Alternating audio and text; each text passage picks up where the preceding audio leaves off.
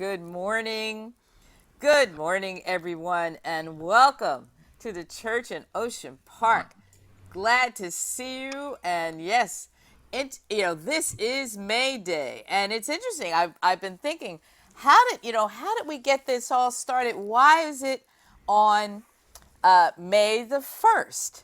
And it's actually the opposite of what I thought, because I know that, being Catholic, I know that May the 1st is the feast day of Saint Joseph the Worker. And so, of course, honoring the dignity of workers, and I thought, oh, okay, cool. So maybe that's why May Day is also on May the 1st. But it's the opposite, because you see, Pope Pius XII created that feast of St. Joseph the Worker, and he was trying to respond to the fact that there were May Day celebrations that were sponsored by the Communist Party and other progressives, and so he wanted to have a feast day that, that Catholics could feel free to celebrate. So he said, so May the 1st. But what I like is that it's all about the dignity of workers. And so we are glad to be celebrating that today, and welcome. And we're going to sing a song by, the other thing about May the 1st, the Catholic worker movement was founded on May the 1st. Yes, so once again, the dignity of workers. So it's all about the workers today, and in particular about Black workers today. Oh, so glad to be here. So there is a song that we're going to sing together, and I believe I just put some of it into the chat. It's a song called Our Life is More Than Our Work, and it's by a great songwriter by the name and singer by the name of Charlie King. So thanks everyone for being here. Welcome to the church in Ocean Park. Yes, everybody please stay on mute. I'll sing the chorus a couple of times, and then we will get ready for the song. This is how the chorus goes. Oh, our life is more than our work, and our work is more than our job. Oh, our life is more than our work, and our work is more than our job. So take a stretch and sing that with me, please. Here we go. Oh, our life is more than our work, and our work is more than our job. Oh, our life is more than our work, and our work is more than our job. Look all around you, say, look all around you. See all there is just to be alive about. Look all around you at the people around you. See all there is just for being alive. Oh, our life is more than our work, and our work, oh, is more than our job. Oh, our life, oh, is more than our work, and our work is more than our jobs. Time clocks and bosses, investments and losses. How can we measure our life in numerals? Time clocks and bosses, investments and losses. How can we measure our life in this way? Oh, our life is more than our work, and our work, oh, is more than our job. Oh, our life is more than our work, and our work is more than our job. Think how our life could be, feel how our life could flow, if just for once we could get into letting go. Think how our life could be, feel how our life could flow, if just for once we could let ourselves go. Or our life, oh, is more than our work, and our work, is more than our job and our life. Oh, is more than our work, and our work is more than our job. Well, as we're thinking about how we're celebrating today, let's see. I see from Rachel Rose that today is also one of the 8 Sabbaths. It is a pagan holiday, Beltana, and I'm not sure I'm saying that right, but it's one of the 8 Sabbaths, and it falls about halfway between the spring equinox and the coming of the summer solstice. And it celebrates spring at its peak and the coming of summer. So, yes, we have.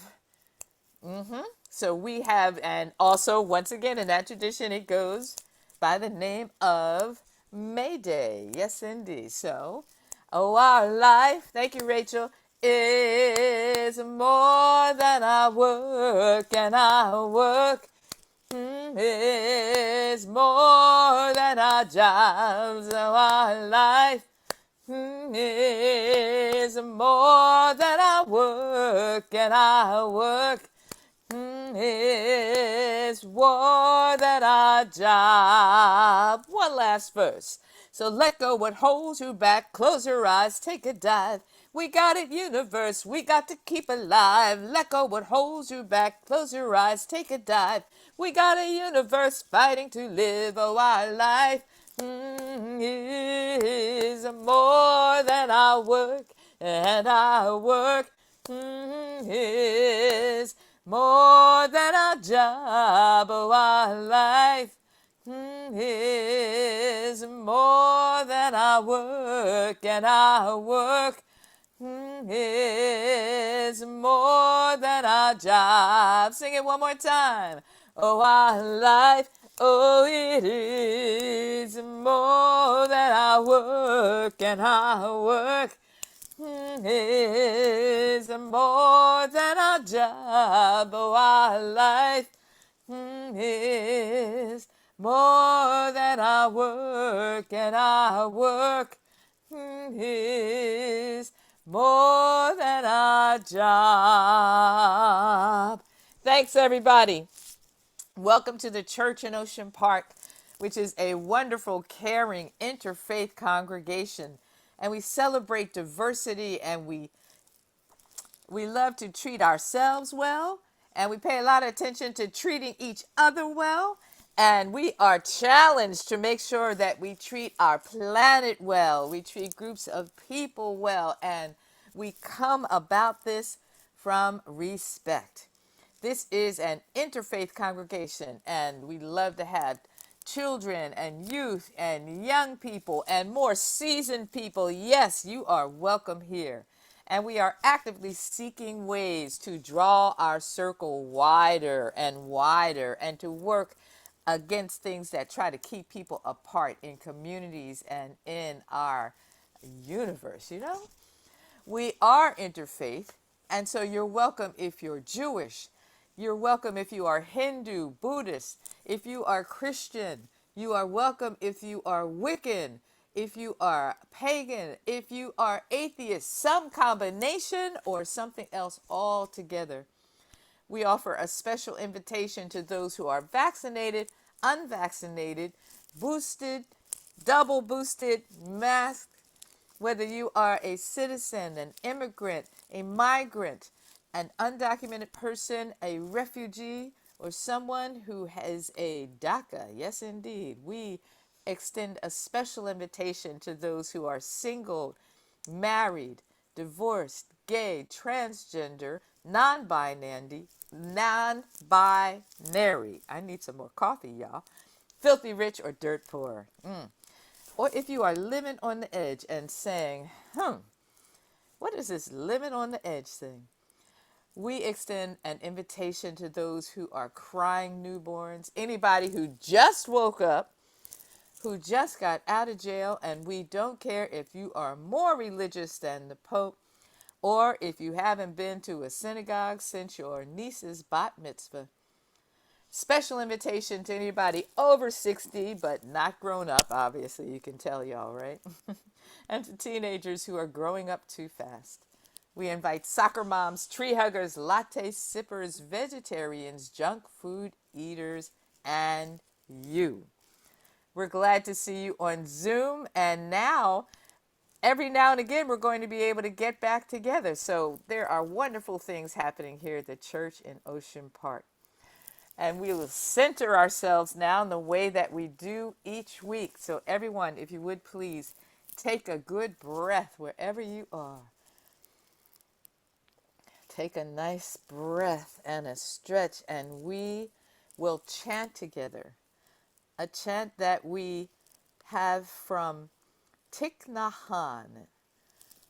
And the words say, I have arrived, I am home, in the here and in the now. And we will chant that 3 times together. Ready? Here we go. I have arrived, I am home, in the here and in the now. I have arrived, I am home, in the here and in the now. I have arrived, I am home, in the here and in the now. Welcome, welcome to the church in Ocean Park. Thank you. Thank you, Dr. Kim Harris, for the wonderful welcome. I'm Reverend Janet Gallery McKithen, and I'm the minister at the church in Ocean Park. And I also welcome you to this diverse community. And one of the things that happens in diverse communities is that sometimes we disagree. If that happens today and somebody says something that you disagree with, just know that your voice is just as important as that person's voice. And even if they're the speaker or they're the minister, or whoever they are, your voice is just as important. So if something gets said and you don't feel like it was resolved or you want to talk more about it, put your name in the chat and put the issue that you'd like to speak about, and we will hold a conversation later on in the week. So welcome to the church in Ocean Park. We are sitting on land that was stolen violently from the Quiche and the Chumash and the Tongva and Santa Monica, and wherever you are, you're sitting on land that was stolen violently from somebody. And so we recognize that. We also recognize that we're sitting in systems that have been created to oppress certain folks and that are created on the backs of primarily Black folks. And so we also recognize where we sit so that we can move forward and that we can come to a better place together if we name and are honest with where we are now. So we commit to ourselves to be a part of the culture of repair and going forward. So we take a moment to remember where it is that we sit and why we sit there. So take a moment in reflection.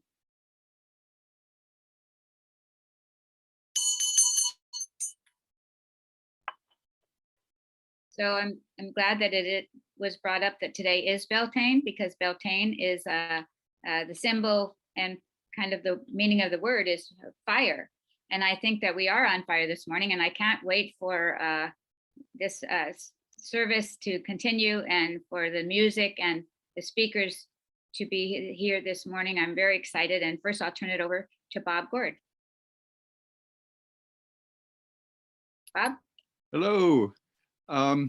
Well, we're about to hear a fiery song, as a matter of fact, and it was co-written by 2 very good friends of mine, so I'm happy to have the opportunity to make this introduction. The 2 friends are Chuck Howell and Adam Smith. Chuck is a longtime member of the church in Ocean Park, and I think most of you know him. not so very long ago, Chuck heard about a situation, a very dramatic incident in Harlan County, Kentucky, in which a mining company went bankrupt. And although the owners and people had financial protections, the workers were told that they would not get paid for the work they'd been doing.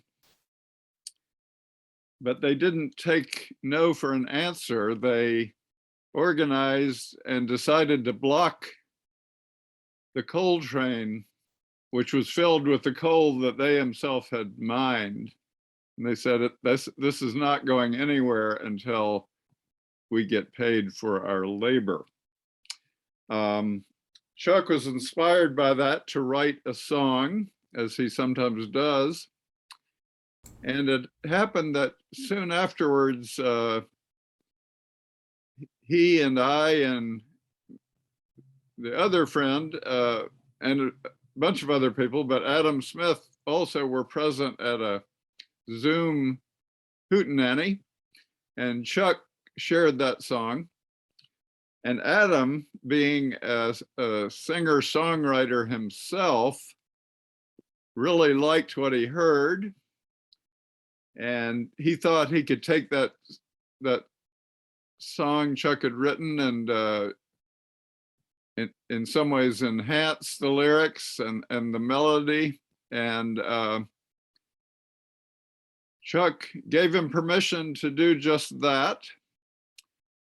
And the result is the song that Adam is going to sing in just a minute. But you may not know Adam. Some of you do, I know. But let me tell you a little bit about Adam Smith. One point is that his attitude towards capitalism is pretty much diametrically the opposite of the other Adam Smith's attitude toward capitalism, which was very positive. But Adam is a very active member of White People for Black Lives. He's an extremely dedicated leader and activist for racial justice and for social justice, economic justice, social justice more generally. He's also a very avid reader and scholar in the field of social justice. I'm an avid reader too, and so Adam and I get together quite frequently to talk about books and ideas, and I have learned a great deal from him, which I greatly appreciate. So Adam is going to sing this song called No Coal Leaving Harlan.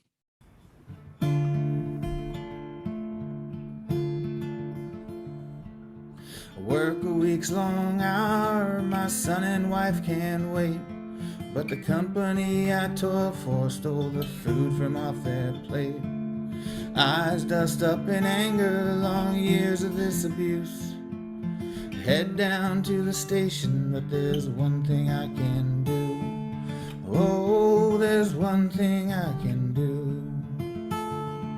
We'll sit on these tracks till they rust and they rot. Principle and virtue, something that can't be bought. Bloody Harlan's still wounded from days gone by.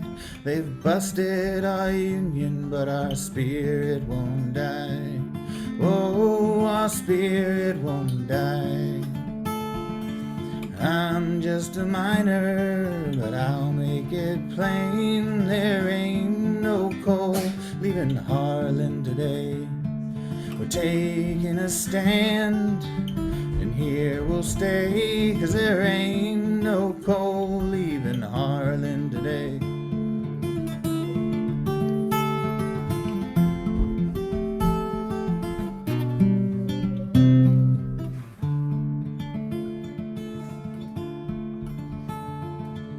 Once again the papers are telling of our news.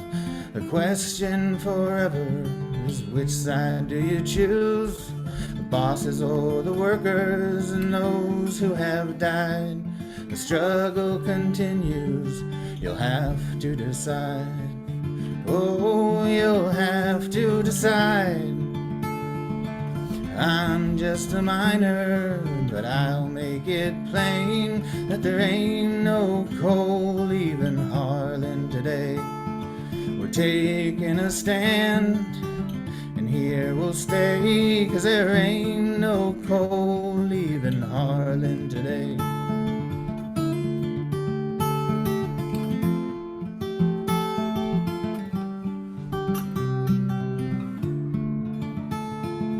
You'll have to decide what's right and what's wrong.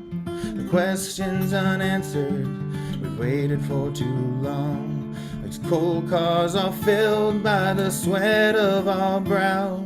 They ain't leaving Harlan, we're telling you now. Oh, we're telling you now. We're only coal miners, but we are here to stay, and there ain't no coal leaving Harlan today.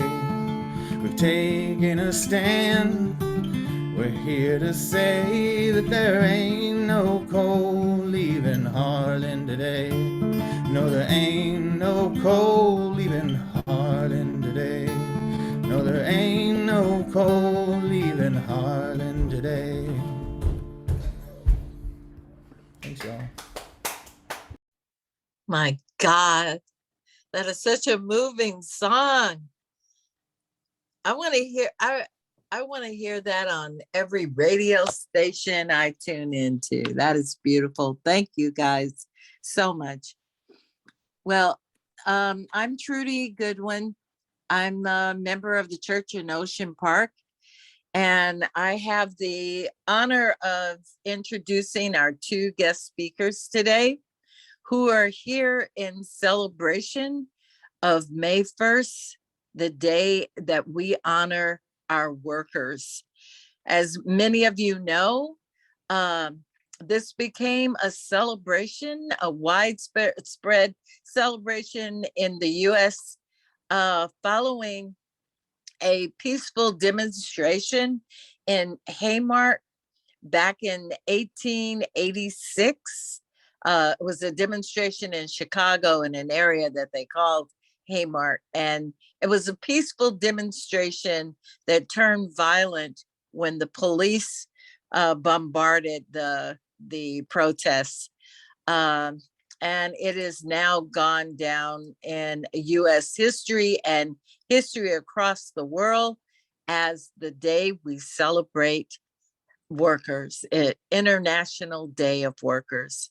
And to that honor, we, the church in Ocean Park, has brought two worker organizers to our fellowship today. Janel Bailey is a campaigner who has devoted their time to organizing to improve the lives of working people, especially queer and Black workers. Janel is currently the co-executive director of organizing and programs at the LA Black Workers Center, where Black workers come together to address the Black job crisis in California and improve their working and living conditions. Before joining the LA Black Workers Center, Janel worked most recently with the Service Employees International Union, better known as SEIU, in the Midwest, and the Worker Center for Racial Justice in Chicago. Janel holds a degree in gender and women's studies from the University of Illinois, Urbana-Champaign. Our second speaker is Jeremiah Gordon, who most of you folks know as me and Bob's grandson. Jeremiah began his organizing journey as a student leader at the University of California, Riverside. As a member of the Black Student Union, Jeremiah saw a need for greater enrollment of Black students and convinced the university's administration to develop a program to increase Black enrollment. After graduating, he began work as a community organizer with the Los Angeles Black Workers Center in 2018.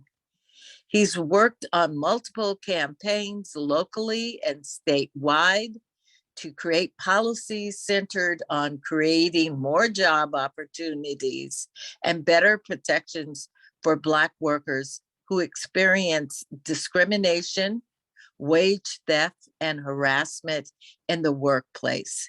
I might add that Jeremiah just returned from Bessemer, Alabama, where he and other workers from the LA Black Workers Center worked with folks to organize Amazon workers there.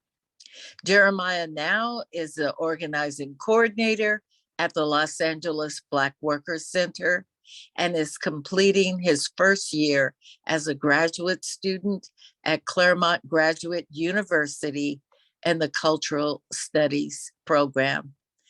Thank you, folks, for being with us today. We love you so much. I believe Janel is going to talk first. Is that right? Sure thing. Thank you so much for that beautiful introduction. I want to thank y'all for the really loving welcome. I really appreciate the invitation. Hey, Tara, it's good to see y'all. So yeah, excited to be here. And I want to make some space for Jay to say hello too before I start chatting. We're going to present together, and then yeah, we'll be happy to have some more interaction and take questions and talk with y'all. Yeah, I just want to say thank you. Bob asked me to do this about a month ago after my trip to Alabama with our workers. And I just want to say thank you. It was an immediate yes for me, and I had to reach out to Janel so we can go ahead and partner this presentation up. So I just want to say thank you for giving us a space to talk about Black workers during the pandemic. So thank you. Mm-hmm. Yeah, thank you so much. And so I would be remiss, like you said, if I didn't shout out the Haymarket Affair, which is how, we ended up celebrating May Day in the States. And the workers in Chicago, just like Ms. Trudy mentioned, they were on strike. It was a general strike for the 8-hour workday. And they had a rally, it was a couple of days after that, they had a rally on May 4th. And yeah, the police, it was a peaceful rally, and the police went ham and it got nasty.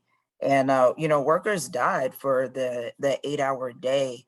And those folks were, communists, anarchists, organizers. They were freedom fighters like us, and some of those folks, after the affair, that event went to trial, and some of them were hanged the next year, at the end of the next year, for that 8-hour day.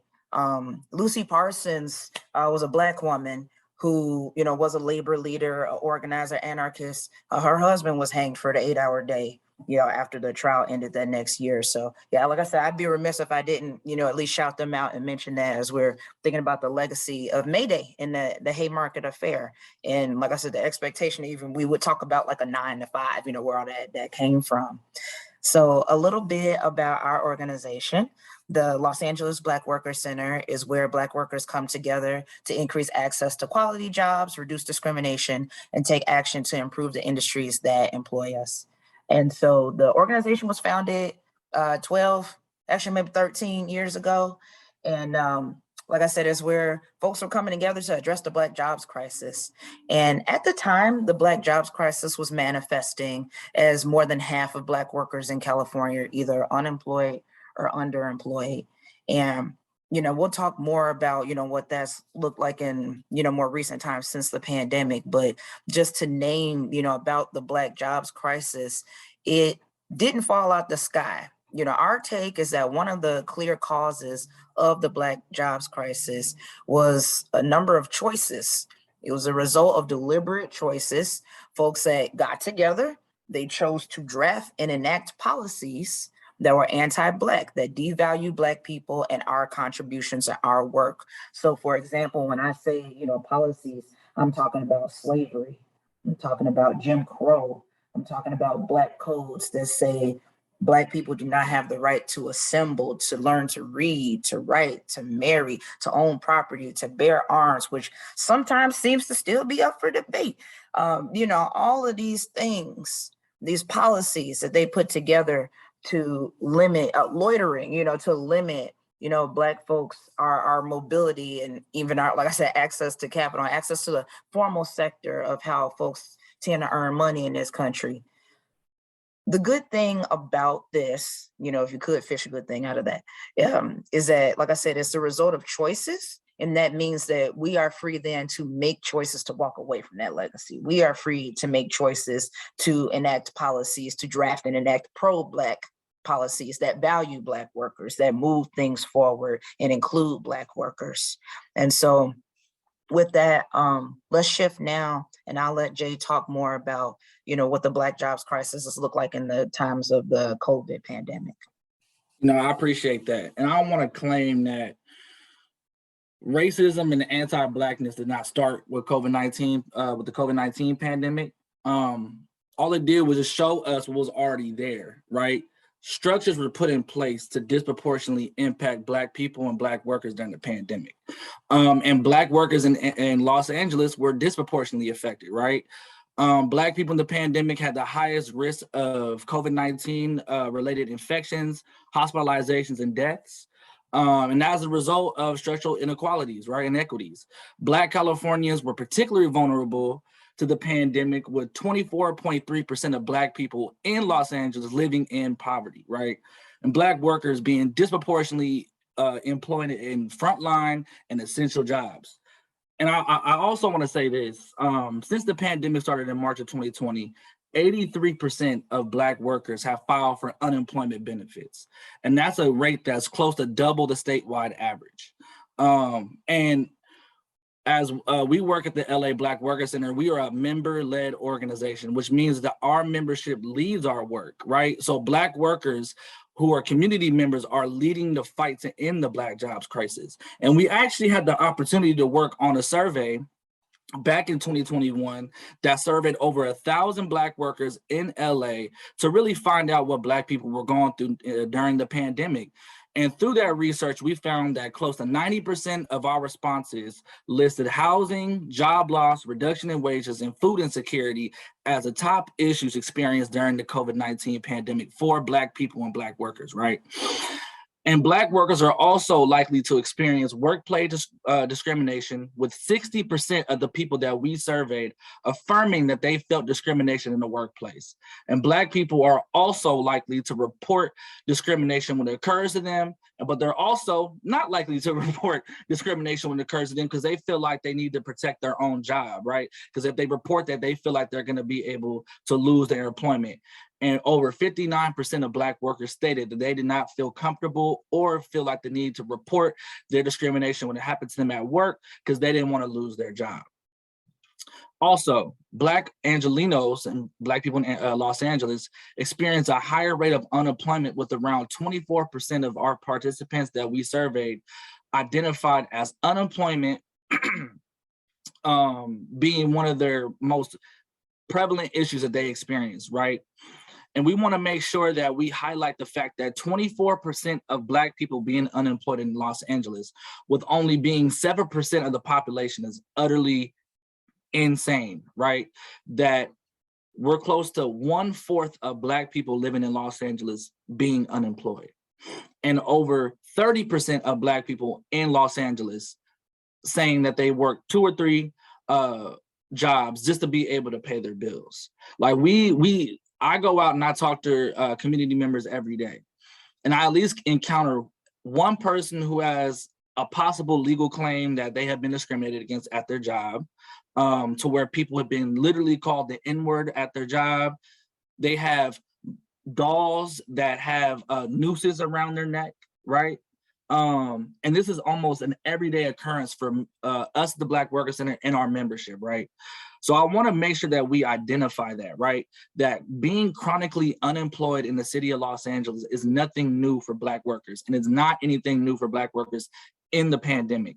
All it did was just amplify the fact, and it showed us the disproportionality that Black workers encounter, right?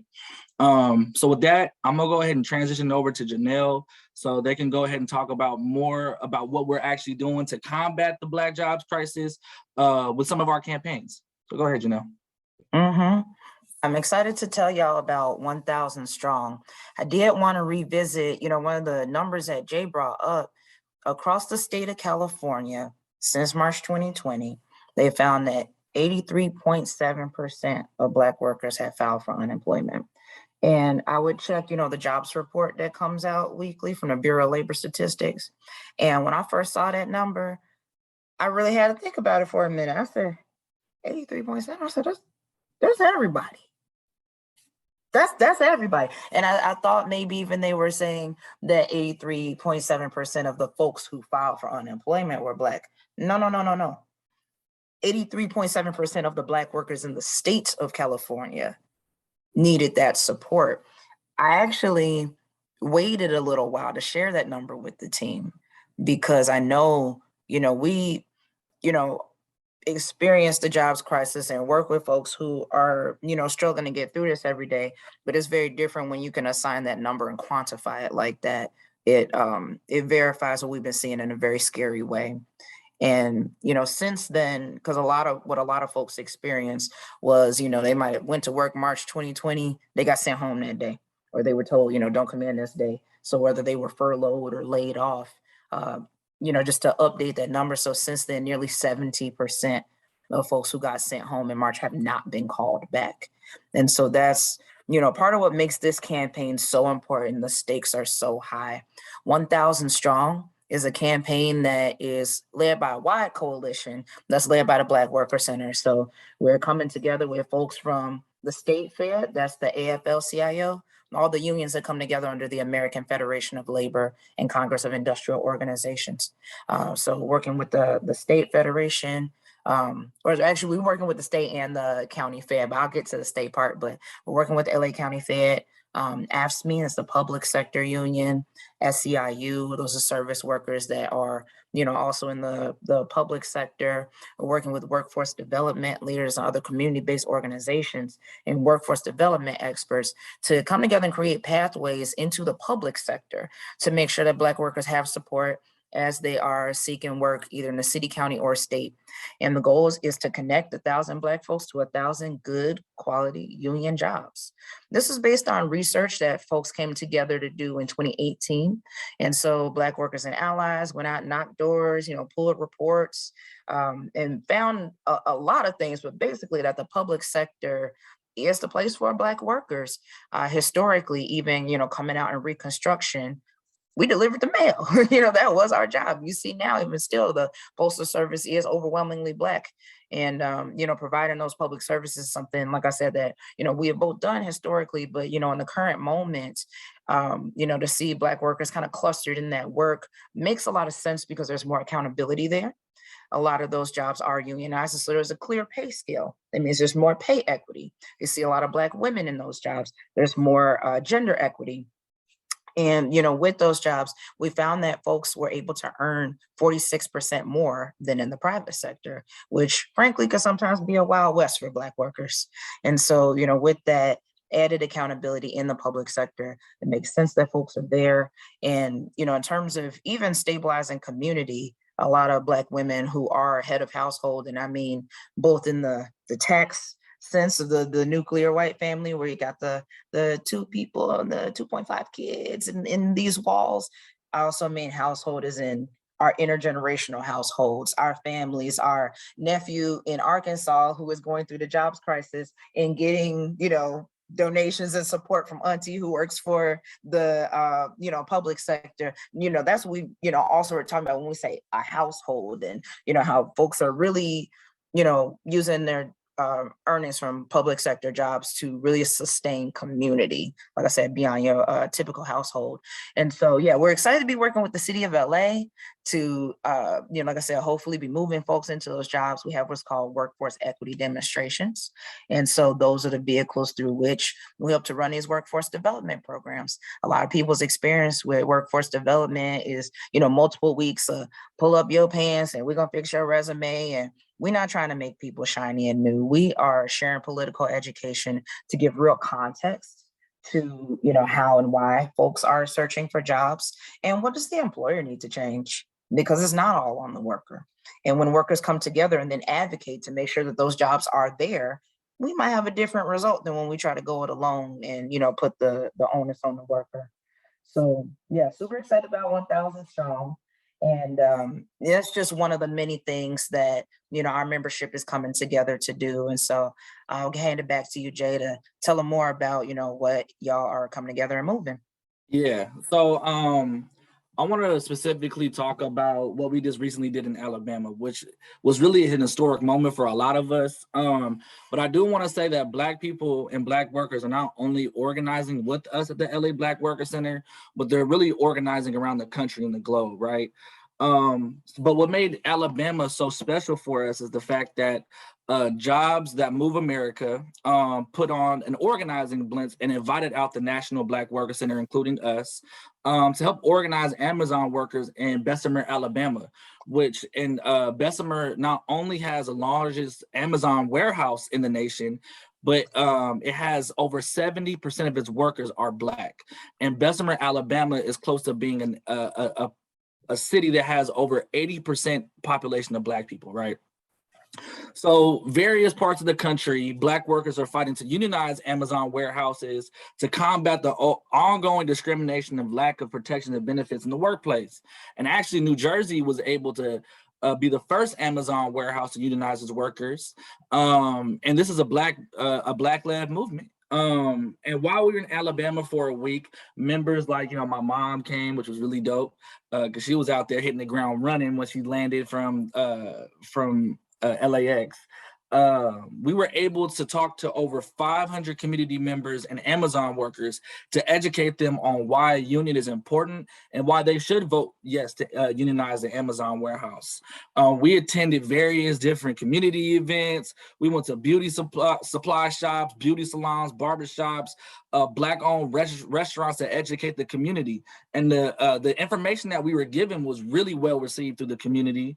We encountered a lot of folks who told us the history of unions in Alabama, about how unions are specifically anti-Black towards Black people, and that stemmed from multiple generations.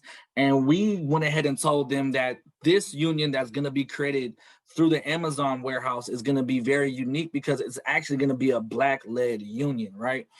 And like I said, this was a member-led and a Black-led fight, right? But unfortunately, in Alabama, the warehouse voted no on unionizing the Amazon warehouse. But semi-good news is that the workers submitted an appeal to recount the vote. And that is still going on right now. I just got an update about it last Friday about how they're still trying to recount the vote and seeing what's going on. So, there's somewhat of hope to actually unionize our workers in Bessemer, Alabama. And they're still organizing and fighting, right? Like in LA specifically, the Teamsters are trying to organize the Amazon warehouses out here, right? So what we're doing right now at the LA Black Worker Center and Black Workers and Beyond, we're trying to organize unions, workplaces, and communities so we can create an equitable workplace that not only benefits all workers, but especially Black workers, because we know when Black workers win, everybody wins, right? The Black Worker Center, we have multiple member leaders that come out and literally will take time off of work to put in the work at the Black Worker Center, whether that's going to City Hall and giving a testimony of how they've been through a certain discrimination story. And like I said earlier, we have members who have literally walked into their desk and had dolls with nooses around their necks, and it had horrific racial slurs written all over that doll, right? And these people have the courage to get up and tell politicians, corporations, whatever it is, stand side by side with other members to really express their dissatisfaction with the system that's put in place that neglects Black people, that neglects Black workers, neglects and exploits their labor. And what we're trying to do is build power that ultimately creates a win for all Black workers, so everybody can have a career that they want to have that can sustain their family and also their community. And I'll go ahead and pass it back to you, Janel. So we'll share some more resources in the chat, but if we have the time, I'd love to make space to, hear from y'all if there are questions you have or, anything you feel moved to share. Thank you both so much. We're going to take a break just for a song, and then we'll have community sharing. That's when some questions and things will come in. And I can't wait to hear them because you all are incredible. Okay? So thanks so much. When we all got here early and we were saying, what songs should we be singing? And we knew that this is one of them that had to happen. So be thinking of your questions and all, but we got to sing this now. Solidarity forever. When the union's inspiration through the workers' blood shall run, there can be no greater power anywhere beneath the sun. Yet what force on earth is weaker than the feeble strength of one? But the union makes us strong. Solidarity forever. Solidarity forever. Solidarity forever. For the union makes us strong. It is we who plowed the prairies, built the cities where they trade, dug the mines and built the workshops, endless miles of railroad laid. Now we stand outcast and starving midst the wonders we have made. But the union makes us strong. Solidarity forever. Solidarity forever. Solidarity forever. For the union makes us strong. Now, I can't sing this without giving a shout out to my own union, Local 1000 of the Traveling Musicians Union.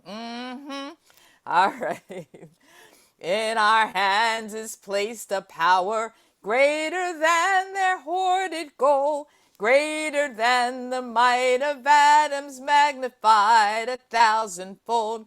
We can bring to birth a new world from the ashes of the old, for the union makes us strong. Solidarity forever.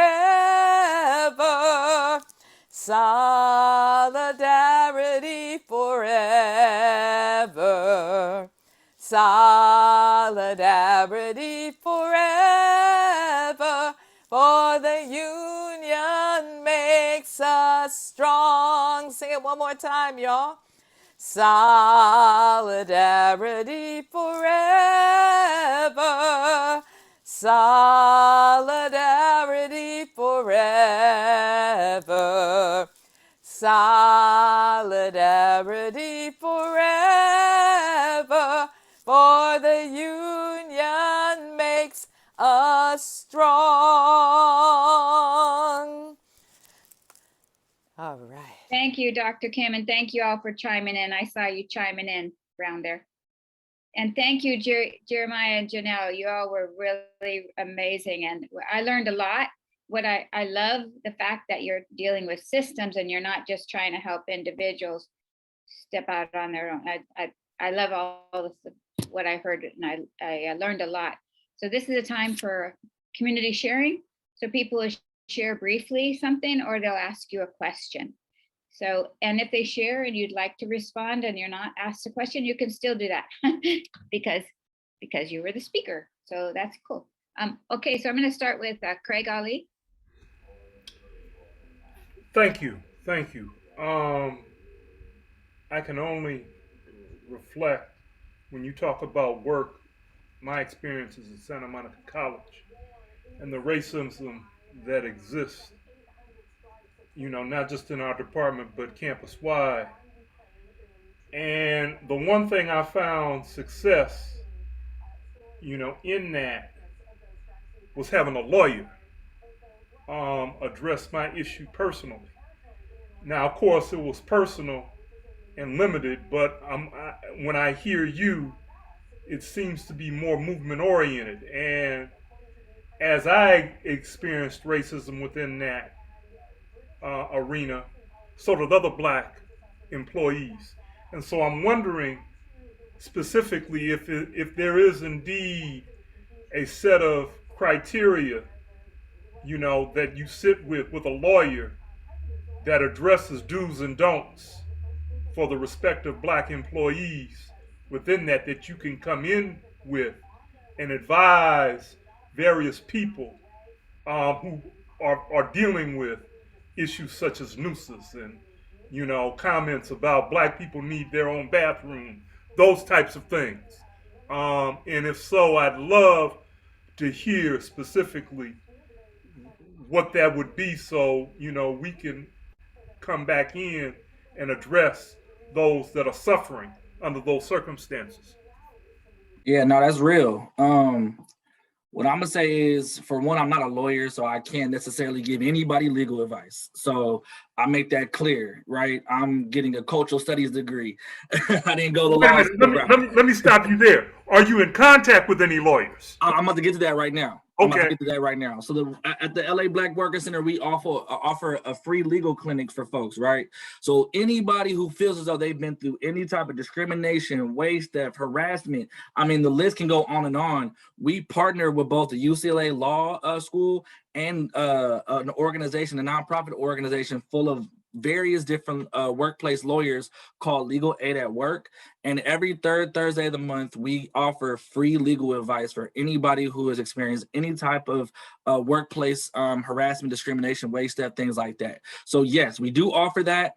But me as an organizer, when people do ask me those questions that have to pertain to any like legalities, I cannot give that person any advice. I can give my opinion about what you can do, and usually that's offering that service that we have. But yeah, we do offer a free service for folks. And then we also make sure that we encourage folks to share their story. Oftentimes, a lot of folks do have those stories, but they don't feel comfortable to share that story because they might feel like that could involve their employer seeing that, and then obviously that can lead to wrongful termination and things like that. So we do want to make sure that we're clear with those people who do want to share, and then we inoculate them to let them know what can come. But we definitely do have that legal service for folks if they do have those different workplace discriminations and whatnot. Yeah, Thank that's you. a good question. Janelle, you want to add? Yeah, I did want to pick up on one specific thing you mentioned, Craig. I know you were speaking about your experience with a lawyer, but you also mentioned, you know, being movement oriented. And I just want to acknowledge that too, that movement is so huge and really implies an ecosystem. And I think that is how, you know, we as a people, we as a society move forward, and that it takes, you know, those many approaches to social change. So there is room for advocates, and there is room for organizing, and there is room for, you know, services in so many different ways. And I think it's going to really take a combination of those things and those experiences and expertise for us to, you know, come up collectively and really squash some of the mess in the workplace. Thank you so much. Claudia? Thank you, Janet. And thank you to Janelle and to Jeremiah. Okay, here's what I'd like to say. I have sent pictures around, some of you have seen them, of my husband Craig and my son Kevin going to a baseball game with the Dodgers and the Tigers, the Detroit Tigers. And, you know, many of you have heard, of course, that I'm from Detroit or the Detroit area. Craig and I lived in two very different, or grew up in two very different suburbs of Detroit. Mine was sort of a richer one. Craig's was sort of a more blue collar one, but they were both very racist. And I remember as a young girl, I'm going to say this at the outset. Jesse Jackson is my hero. And we had, and the reason this Dodgers and Tigers game was important is that during the, and I'm going to put it in air quotes, the riots of Detroit and the riots of Watts, I remember the games of the Tigers. They were winning the World Series, and I hadn't met Craig yet. But here's the problem. They should not be called riots. They should be called an insurrection. I remember in my house that we were trying to sell, the real estate agent reading out the covenant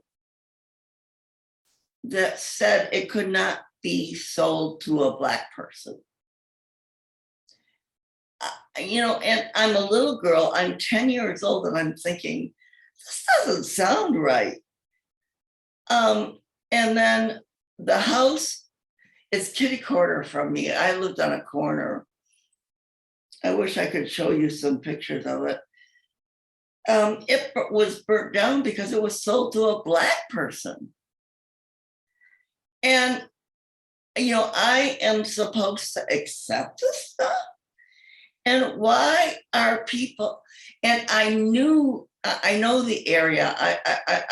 I grew up fairly close to it, and it's in the Motown area that Black people were only allowed to live. So what's okay about that? And, you know, what about a white girl that's not very old that's listening to this? And, you know, my parents are trying to give me values, and then they're reading this stuff. So I won't go on and on and on, but what I want to say is I really love what Janel and Jeremiah are saying. And I hope they can become the Zelenskys of an insurrection movement. That's what it should be. And I have to stop myself from calling them riots. For God's sakes, they weren't riots. They're exactly what Ukraine is doing right now. Thank you, Claudia. It's a good point. Good point. Gail? You're muted. I know. There. Can you hear me? It was great to hear you, Jay. And nice to hear from you, Janelle. I don't know you, but my question is really about your experience down in Alabama and your attempt to support workers to unionize. And what did you encounter as the reasons why people didn't support the union? Was it because of management harassment, et cetera? Because to me, it's like a no-brainer. My cousin works for Amazon, an Amazon warehouse in Ohio, and I know the working conditions are horrible. So you were there. You want to speak to that, Jeremiah? Yeah. I think across the board, when folks are trying to unionize, and Janelle, you could probably speak about this more than I can, because I'm not a union organizer, but across the board, what we see is union busting, right? Is that like we see a lot of different scare tactics that that corporations use to scare the worker, whether that's loss of employment, whether that's telling the worker that we're going to give you a pay increase, right? We're going to make you a full-time worker. There's a lot of different tactics that these corporations use to really halt these workers from voting yes. So when I was out talking to folks, it was exactly that, right? And I've learned a lot of my own organizing skills from Janelle, from my time being at the Black Worker Center. And that's literally like what you will encounter in the community, just talking to folks on a daily basis, is that folks are literally being told that they're gonna get a pay increase, they're gonna lose their job, right? Management giving you a promotion, a random promotion that you might get that means absolutely nothing in the context of the work, but they're going to give you that promotion, right? So, and not only that, is just the education of unions is just not available to a lot of different communities, especially Black communities, right? We know unions are good, we know unions are beneficial, but we also know that in certain contexts, unions can be anti-Black, and not to mention that folks might not know what a union might provide to them, right? So there's a lot of different things that go into it. In Alabama specifically, the education just wasn't distributed as as much as we would want it to. There was a lot of union busting, and also there was a history of anti-Black unions in Alabama that folks were just kind of on the fence about. I don't know if y'all know, but throughout the South, a lot of organizers had lost their life to union organizing. Literally, people were lynched just to be able to organize folks. And knowing that history in the South, amongst the ongoing generational anti-Blackness that occurs in our daily lives, a lot of folks were just really skeptical about voting for that, right? So there was a lot of different factors that went into it. I also heard just through rumors that the count was really corrupt in a lot of ways. So that's the reason why they sent in an appeal. But yeah, there's a lot that goes on with these different union bustings. But yeah, it's very complex and nuanced for sure. Yeah. Thank you so much. Mm-hmm. Mm-hmm. Yeah, I think, Jay, you really nailed it. There is, and I spent the better part of a decade organizing unions.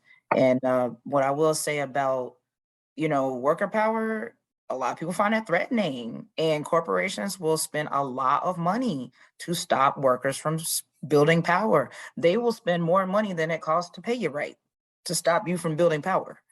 The playbook is consistent, that much I can say, and that there are firms that they will pay to out-organize the workers, often using the same tactics, holding meetings. Just like, workers will meet with each other, talk about building the union. Management can call captive meetings to talk about not building the union. And they have a certain power over the workplace where, they can use their money and influence there to try to organize workers. We often call it, when we try to run them down real quick, we call them tears, fears, smears, and bribes. Tears, we're a family here, my door's always open. Fears, if you get that union, they're gonna be taking money out your check. Was it tears, fears, smears? Oh, that union, they're all radicals, right? You don't want to be mixed with them. And bribes. We'll give you a $1 raise. We'll give you a promotion. You don't need to be a part of the union, right? So the playbook is pretty straight up, and they run it the same in a lot of different places. And then I think a really important thing at play here that, Jay was mentioning is the anti-Blackness in some unions. And that is so challenging, especially as folks who, know and believe in a labor movement and, acknowledging that our labor movement is for all workers, but all unions aren't necessarily for all workers. And my experience, honestly, is that unions are a lot like churches. They're all different. You may go to a church, have a poor experience. That doesn't mean you stop believing in your creator. So same like you will go to a union. That you might be a part of a union that is flawed, but that doesn't mean you stop believing in worker power. And so you got to make sure that you're a part of the right organization for you. And if you find yourself in one, you need to figure out how you're going to hold them accountable because you are there and you are worthy. You're a part of that. And, a lot of what our labor movement is struggling with right now. That's beautiful, Janelle. I love that. Rachel. Good morning, and thank you, Janelle and Jay, for your presentation. Yes, obviously a lot of work to still be done. I'm a person of transgender experience, so I wanted to ask you in regards to the 1,000, oh shoot, I had it in my head, your 1,000 strong program. You know, I guess, being Black is, kind of one, strike in getting a job. Then adding to that being queer.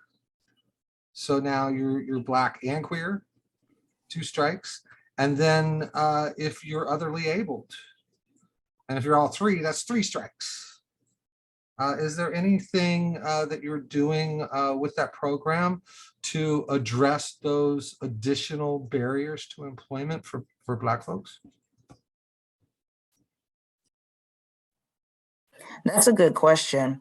And I think it needs to be addressed a number of ways, but I think that one of the ways that we specifically are addressing is in the culture that we are building. And so, and specifically in these workforce equity demonstration programs, the intention is to contract with the LA Black Workers Center to do the outreach. I had mentioned a history of anti-Black and racist policies that hold back Black workers. One of those policies is Proposition 209. And Proposition 209 is an unfortunate policy across California that is often misinterpreted, but people interpret it as, when it comes to public dollars, we can't say Black. And so one of the ways that, we've organized this program to kind of get around that is to identify a specific outreach vehicle, and we were running at the Black Worker Center. So then if we are doing the outreach, the outreach is going to be reflective of the culture we have at the center, which means that we are going to be including folks that we typically include. And so on our day-to-day, we do work with Black folks who have a number of, we all sit at different intersections, different margins as they call them, but our members are from all different corners of experiences of Blackness. So many of us are, differently able. Many of us are trans. Many of us are, I'm genderqueer. Many of us are queer, in terms of our sexuality. Many of us are not from the States. We got a lot of different experiences. So I think it's, yes, it's important to acknowledge in the structure of the program, but I think it's a cultural thing that's reflected in our day-to-day, whether we're working on that campaign specifically or not. Thank you. Thank you. Trudy? Yeah, thank you so much. And Janelle, thank you for lifting up the anti-Blackness that has plagued unions forever, from the inception of unions in this country. And as we know, we have folks that are working with unions that are complaining about how hard their jobs are because of the anti-Blackness within the union itself. So, we've got a lot of work to do on so many different levels to secure employment, solid employment for Black folks.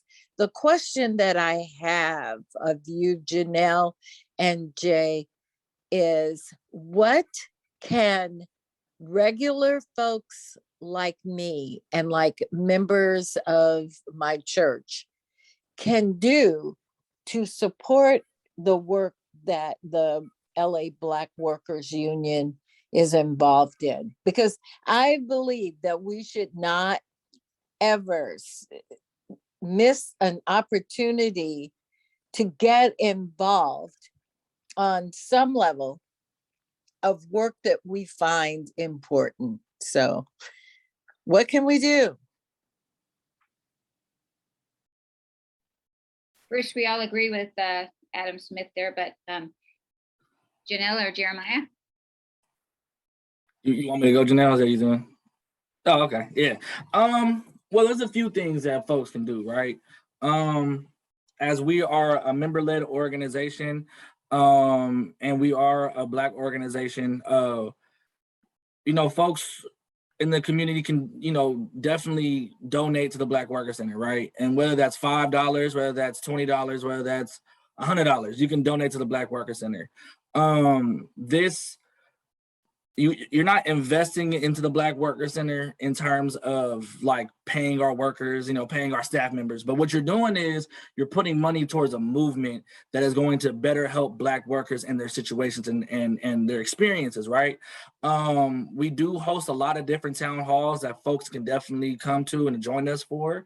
We have a variety of different community events that we would love to see folks at.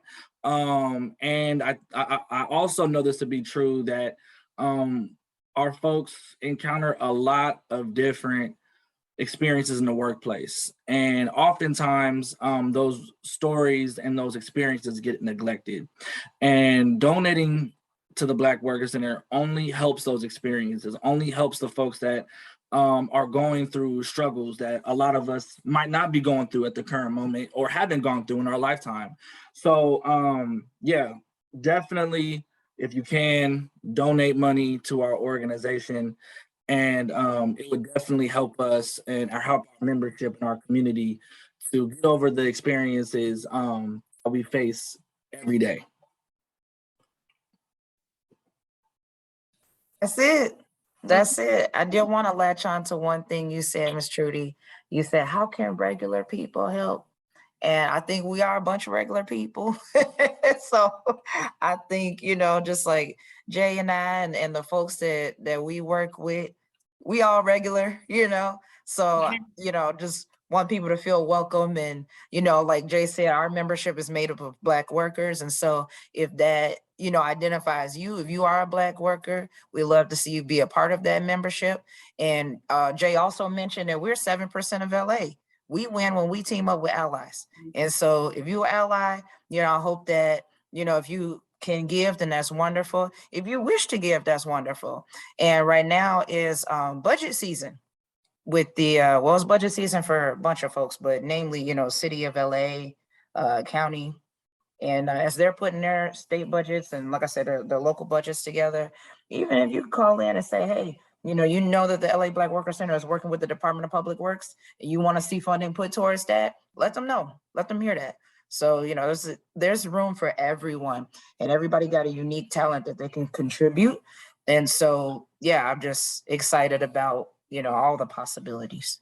Yeah, thank you. That is one thing we could do. We could put out the message of who to call and what to say about the budget. We could definitely do. Joseph, there's one last comment by Reverend Joseph. Thank you. Last and least. Not least. Thank you very much for that inspiring presentations. I am from the Caribbean, and I was wondering if you have any idea of what percentage of the Blacks that you were mentioning about, what percentage were actually from the US, and if there's what percentage are from the Caribbean, because there are a lot of Caribbean people, working here. And I was wondering what percentage, because I worked in Alabama as well as a chaplain. And I worked at UCLA Medical Center. No. And what I have found is that I call it the Humpty Dumpty syndrome. Encouragement, a lot of the whites give you a lot of encouragement, a lot of support, a lot of, progressive ideas. And they put you on top of a wall like Humpty Dumpty. But then there are Blacks themselves from the US who try to keep you there as well. So you're in a sort of between the devil and the deep blue sea. You're in the middle, because I have found that in Alabama, for example, I spent 3 years there working, and the whites put you right on top. Oh, this is a good job, good job, and so on. and they praise you, and then all of a sudden, when you get up there, they give you a different answer. Their message change. And then with blacks now, African Americans now, sometimes they try to pull you down, you know, and you find yourself in between. You know, I went for a medical yesterday at UCLA, and after my medicals, a nurse who knew I was a chaplain there pulled me aside, and she spent an hour talking with me about similar situations that she encounters. I was just wondering, you know, if what you can say about that. Yeah, no, for one, our membership is diverse, right? We know that the Black community is multifaceted. It's the diaspora in itself, we're everywhere, even in Asia. People don't know that, right? So Black folks literally, we have folks from Belize who are in our organization, folks from the Bahamas who are in our organization, Jamaica. We have folks who are Nigerian, Ghanaian. We have folks from everywhere, and none of us discriminate against each other. We don't have any anti-Blackness that is prevalently shown in the Black Worker Center, right? And if it is shown, it's gonna get shut down by me wholeheartedly, right? Like, that's my leadership. I was raised by Pan-Africanists, right? But I do know this, anti-Blackness occurs in every culture, whether that's in US culture, whether that's Caribbean culture, or that's on the continent itself. It occurs everywhere. And I do want to acknowledge the fact that the anti-Blackness that you might have received is totally unjust and unfair by anybody that's Black. But there's anti-Blackness that occurs everywhere. And we do have to claim that, right? That, you know, Black people in the US, you know, they say that they receive anti-Blackness from people from the continent and the Caribbean. Folks from the Caribbean say that they receive anti-Blackness from folks here in the Americas. People who are Afro-Latinx say they receive anti-Blackness. It's literally everywhere, right? So we have to make sure that we claim that, make sure that we acknowledge it, make sure that we call people out when they do have that type of, those type of sentiments, and that we try to build with one another, right? Because I'm just gonna be quite frank on this call, colonization has done a number on Black people. It just has. We have been indoctrinated to ascribe to white ideologies and colonized ideologies, right? So we have to make sure that us as Black people, we're working to unlearn a lot of those colonized tactics, and that we're trying to strive to be a better community and not allow folks to be anti-Black to anybody in our community. So just want to make sure that we claim that for sure. Thank you so much. That is a big issue to discuss, as are all of these issues. One of the things I wanted to ask you before we end is if you're available to speak with the Interfaith Council at some point. I think that you could spread the message for other faith communities through the leadership, religious. So we'll talk about that later, but I think there are other ways that we might be able to help, is to spread the word to groups that may not have any idea what you're doing, or some of the things that are being experienced as well. Then each one of us is kind of connected to different groups, and so that could happen in a multitude of ways. It not only could help your fundraising, but it could help educationally. So thank you. At the end of our service, we have a tradition that we drop our mutes. We come on to full-blown chaos, and we say something together, because normally we had been in a circle. If we were in person, we'd been in a circle holding hands. So instead, we reach our hands across the oceans and across the universe, over and including people we don't see, and including one another, and making space for those who are yet to join us. And we say together, carry on. 1, 2, 3. Carry on.